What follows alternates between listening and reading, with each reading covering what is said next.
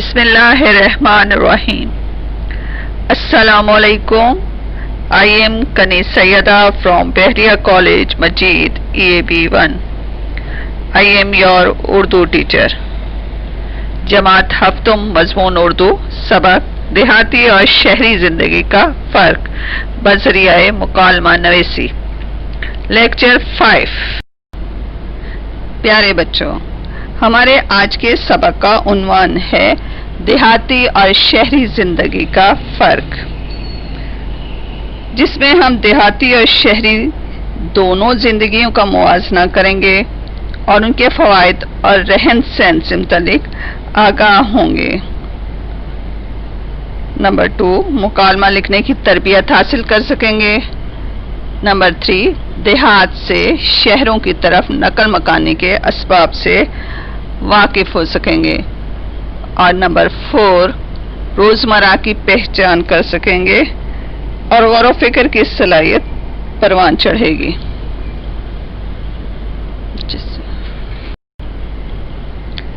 پیارے بچوں، سبق دیہاتی اور شہری زندگی کا فرق دراصل مکالمہ نویسی پر مشتمل ایک سبق ہے. سوال یہ پیدا ہوتا ہے کہ مکالمہ نویسی کسے کہتے ہیں؟ مکالمہ دراصل دو یا دو سے زیادہ لوگوں کے درمیان ہونے والی گفتگو کو کہتے ہیں، اور نویسی سے مراد یہ ہے تحریر کرنا، لکھنا. اس بات چیت یا گفتگو کے کئی پہلو ہوتے ہیں. اسی گفتگو سے ہم ایک دوسرے تک اپنی بات پہنچاتے ہیں اور ایک دوسرے کے خیالات سے آگاہ ہوتے ہیں. مکالمہ زبانی بھی ہوتا ہے اور تحریری بھی. خیال رکھیں کہ مکالمہ نویسی میں گفتگو کا انداز ایسا ہو کہ بات سے بات خود بخود نکل آئے، ایک ہی بات بار بار نہیں دہرائی جائے. اس سے گفتگو میں پھیکا پن پیدا ہو جاتا ہے. زبان کا روزمرہ کے مطابق ہونا ضروری ہے. زبان جس قدر روزمرہ کے مطابق ہوگی اتنی ہی مؤثر ہوگی. پیارے بچوں، گاؤں میں رہائش آبادی اور زندگی کو دیہاتی زندگی اور شہر میں رہائش آبادی اور ان کی زندگی کو شہری زندگی کے نام سے تعبیر کیا گیا ہے. اس سبق میں ہم دیہاتی اور شہری زندگی کا موازنہ کریں گے اور ان کے فوائد، رہن سہن سے متعلق اور دیہاتوں سے شہروں کی طرف منتقلی کی وجوہات سے متعلق پڑھیں گے. دیہاتی زندگی سادہ ہوتی ہے، صاف ستھری اور ہری بھری فضا میں سانس لیتے ہیں. صاف ستھری اور تازہ خالص سبزیاں اور پھل کھاتے ہیں. شام کو جلدی کھانا کھا لیتے ہیں، جلدی سوتے اور صبح سویرے اٹھنے کے لوگ عادی ہوتے ہیں، جو کہ صحت کے لیے انتہائی مفید ہے. جبکہ شہروں میں لوگ مرغن غذائیں کھاتے ہیں اور رات گئے جاگتے رہتے ہیں. اسی لیے گاؤں والوں کی صحت شہر کے لوگوں کے مقابلے میں بہتر ہوتی ہے اور وہ صحت مند ہوتے ہیں. پیارے بچوں، ہم دیکھتے ہیں کہ دیہاتی لوگ کھیتی باڑی کرتے ہیں، سخت محنت مشقت کے عادی ہوتے ہیں.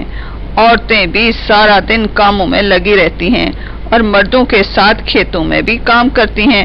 جانوروں کی دیکھ بھال میں بھی ان کا ہاتھ بٹاتی ہیں.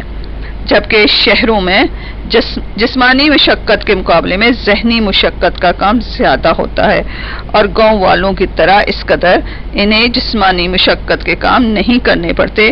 اس لیے گاؤں کے رہنے والے دبلے پتلے اور صحت مند ہوتے ہیں.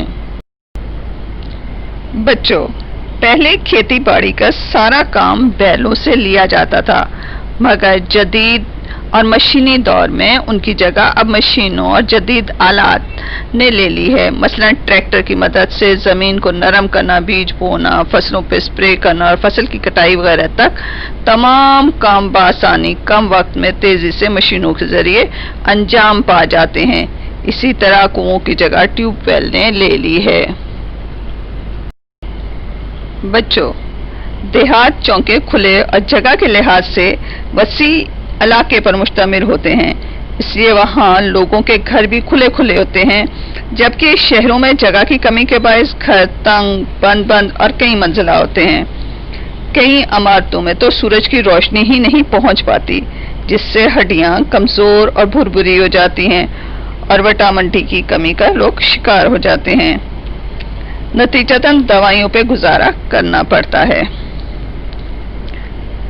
बच्चों, कारखानों, मिलों, फैक्ट्रियों, बड़ी बड़ी बिल्डिंग और इमारतों और सड़कों पर गाड़ियों के लंबे हजूम और कतारों की वजह से शहर की फजा इस कदर आलूदा कि सांस लेना दुभर हो जाता है।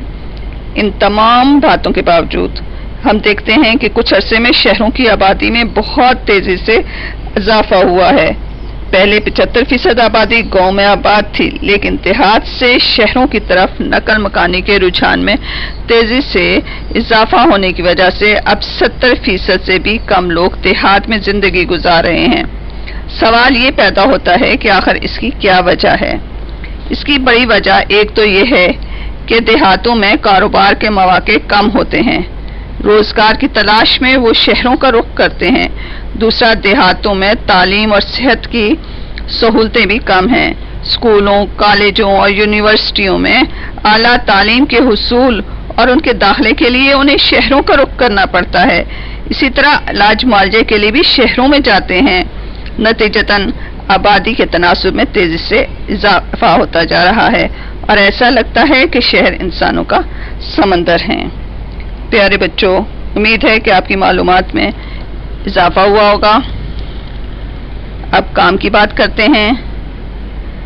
चैप्टर की रीडिंग करके खूबसूरत सा टाइटल पेज बना लीजिए और बगैर लाइन छोड़े एक सफ़ा खुशखती अपनी कॉपीज पर तहरीर कर लीजिएगा और कॉपी के पेज नंबर 145 से यानी 145 पर अल्फाज मायने अपनी कॉपीज पे उतार लीजिएगा और याद कर लीजिएगा। अपना बहुत बहुत ख्याल रखिएगा। अल्लाह